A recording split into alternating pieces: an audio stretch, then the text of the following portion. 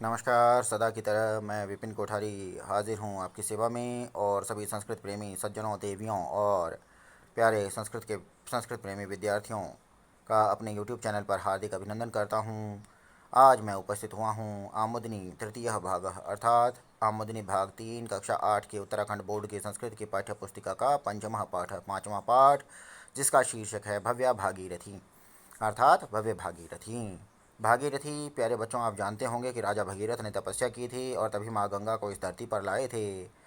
उन्हीं की तपस्या से प्रसन्न होकर के ही वो इस धरती पर अवतरित हो पाई थी, ऐसी मान्यता है। तो भागीरथी उन्हीं का, माता गंगा का ही एक नाम है। तो बिना देर किए हुए आज इस पाठ का अनुवाद और अभ्यास हम सीखने जा रहे हैं। और सर्वप्रथम इस पाठ का उच्चारण हमने कैसे करना है, कैसे इन पद्यों को हमने पढ़ना है, ये हम सबसे पहले सीखते हैं।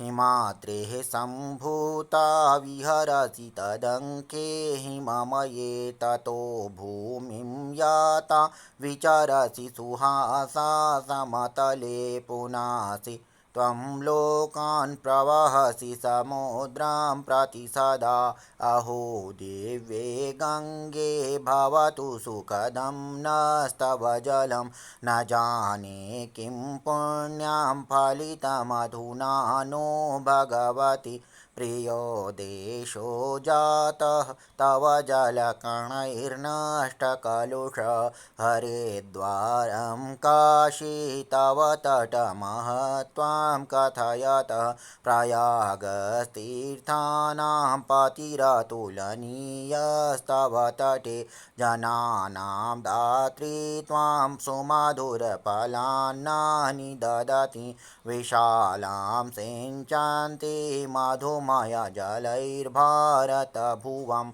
अये शुभ्रे गङ्गे विलसिततरङ्गे त्रिपथगे तवोत्सङ्गे धन्याः शिशव इव खेलन्ति मनुजापयास्ते कुल्याभिर्व्रजति बहुदूरं सुमधुरं ततः सिक्तं क्षेत्रं भवति हरितं चापि ललितं गभीरे ते नीरे ताराणि सुसुखं यान्ति पथिका वयं भूयो भूयो जगति तव कृत्यैरुपकृता अये पुण्ये गङ्गे जगति जननं चेन्मम पुनः भवेत् क्रीडा भूमिः पुनरपि शुभा भारतधरा सदा सेवे नीरं सुरनदितवेदां सुखकरं न मेऽन्यास्यादिह तव तटविहारे विहरतः। तो प्यारे बच्चों, इस तरह से तो हम इसका उच्चारण करेंगे। तत्पश्चात हम इसके अनुवाद पर चलते हैं। देखिए क्या कहता है। हिमाद्रेः संभूता, हिमाद्रेः हिमालय पर्वत से, संभूता उत्पन्न हुई हो। संभूता क्यों दिया? क्योंकि गंगा स्त्रीलिंग है। तो हिमाद्री अर्थात हिमालय से उत्पन्न हुई हो। विहरसि तदंके हिममये, विहरसि विहार करती हो, तत् अंके उसकी गोद में, हिममये बर्फ से भरे हुए। ठीक है, क्योंकि हिमालय पर्वत है तो उसकी गोद भी बर्फ से ही भरी हुई होगी, है ना। तो कहते हैं कि हिमालय पर्वत से उत्पन्न हुई हो और उसकी बर्फ से भरी हुई गोद में, हिम से भरी हुई गोद में जो है विहार करती हो। ततो भूमि में याता, वहाँ से तत्पश्चात जो है भूमि पर आकर, विचरसी सुहासा समतले, विचरण करती हो किस पर? सुहासा, सुंदर हंसी हंसती हुई, समतले समतल धरती पर विचरण करती हो। पुनासि तुम लोकान, तुम लोकों को पवित्र करती हो। प्रवहसि समुद्रम प्रति सदा, और सदा समुद्र की ओर प्रवहसि बहती रहती हो। अहो दिव्य गंगे, हे आश्चर्य है, हे दिव्य गंगा।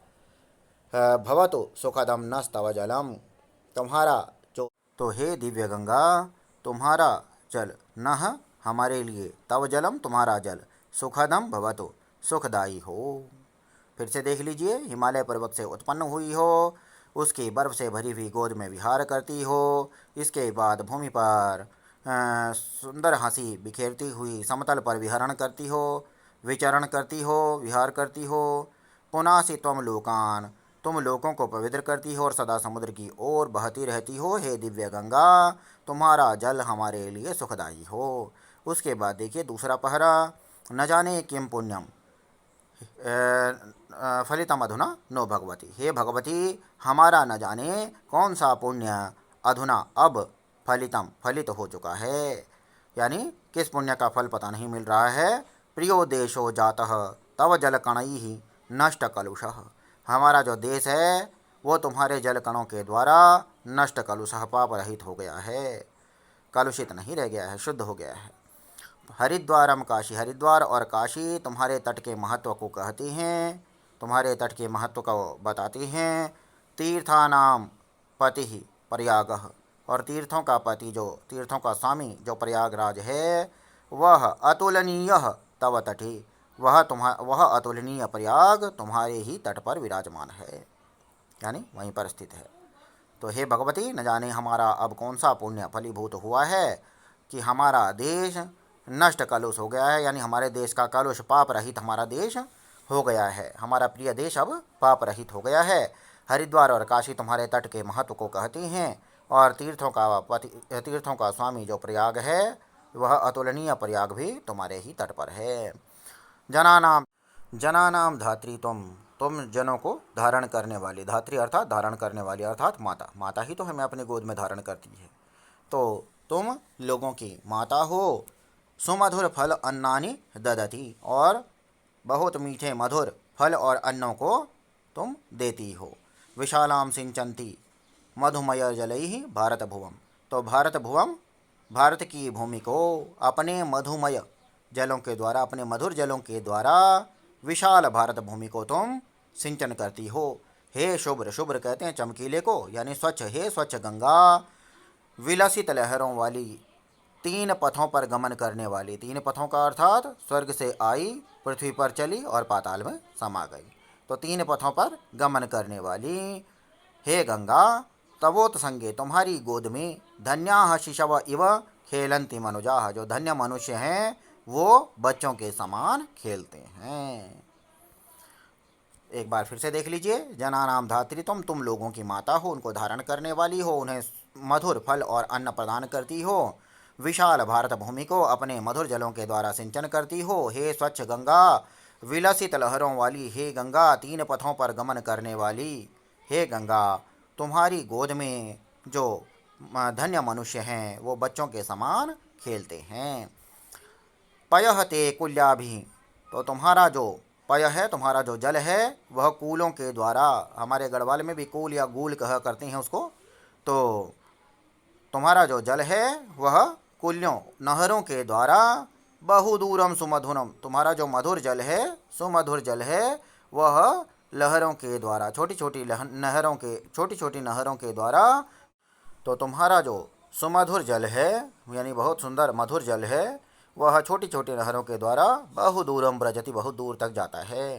ततः सिक्तम क्षेत्रम, उसके द्वारा जो सिक्त अर्थात सींचा गया जो सिंचित क्षेत्र है वह भी क्या हो जाता है, हरितम ललितम, वह भी हरित हरा भरा, च अपि ललितम, और सुंदर भी हो जाता है, हरा भरा और सुंदर हो जाता है।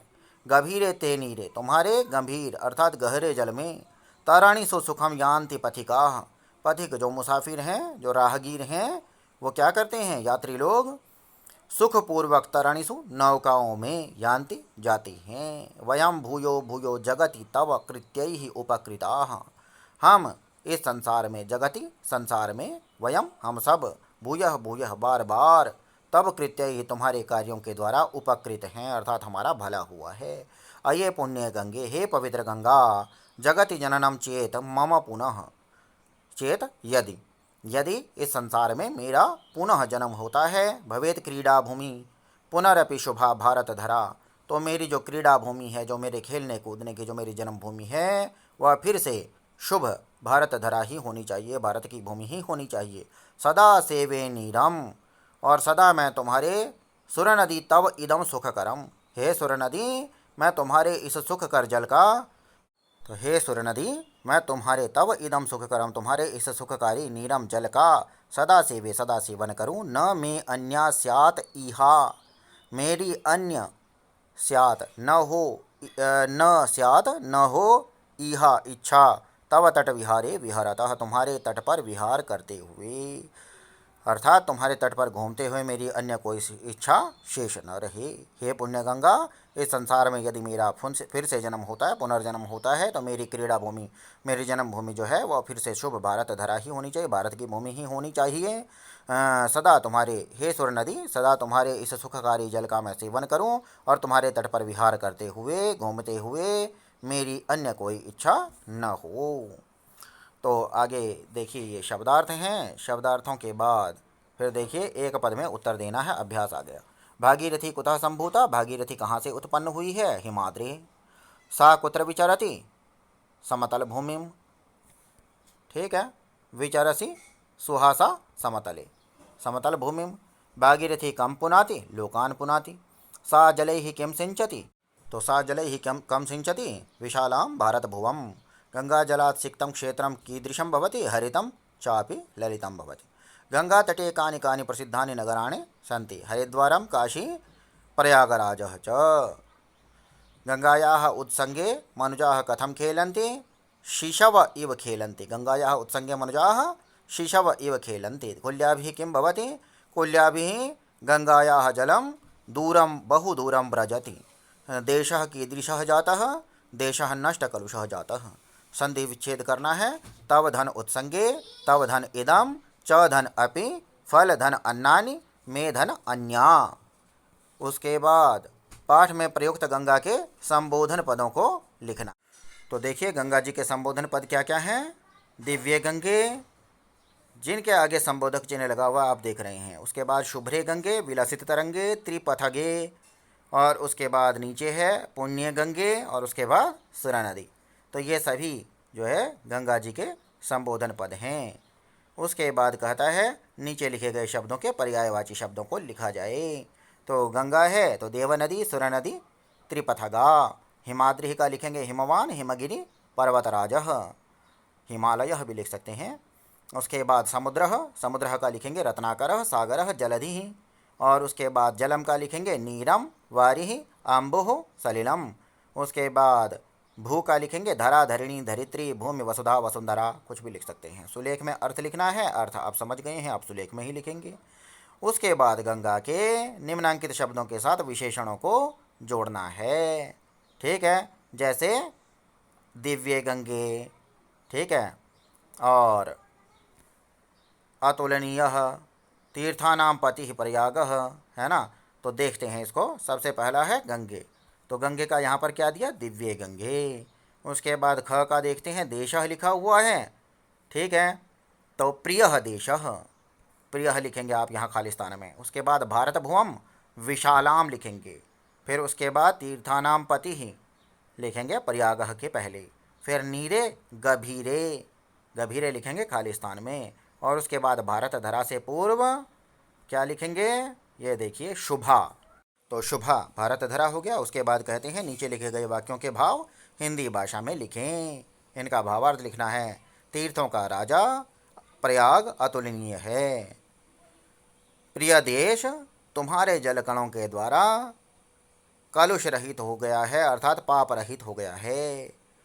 तुम्हारे तट पर विहार करते हुए मेरी कोई अन्य इच्छा न हो। उसके बाद संस्कृत में अनुवाद करना है। गंगा सर्वश्रेष्ठा नदी वर्तते, या नदीषु सर्वश्रेष्ठा वर्तते, या गंगा नदीषु श्रेष्ठा अस्ति, ऐसा भी कर सकते हैं। ठीक है, गंगा सर्वश्रेष्ठा नदी वर्तते, या गंगा नदीषु श्रेष्ठा अस्ति। हरिद्वारम काशी च गंगायाः तटे स्तः, तब उत्संगे मनुजाः खेलन्ति, गंगा समुद्रं प्रति वहति। अये गंगे तव जलम असमभ्यम सुखकरम भवतु, या सुखदम भवतु। हरिद्वारम काशी च तव तटस्य महत्वम कथयतः, क्योंकि द्विवचन है। और उसके बाद के नीचे आप देख रहे हैं वदतु संस्कृतम, जिसको पढ़ करके आप दोहरा लेंगे। गंगा के बारे में 5 वाक्य कहे गए हैं, आओ करके सीखे में। ये 8वें प्रश्न का जो आपने हिंदी लिखी है, जो हिंदी की संस्कृत बनाई है, उसी में 5 पंक्तियाँ आपको मिल जाएंगी। तो आशा है आपको ये पाठ समझ आया होगा। फिर भी कोई प्रश्न यदि पूछना चाहें तो मुझसे पूछ सकते हैं। धन्यवाद। नमस्कार।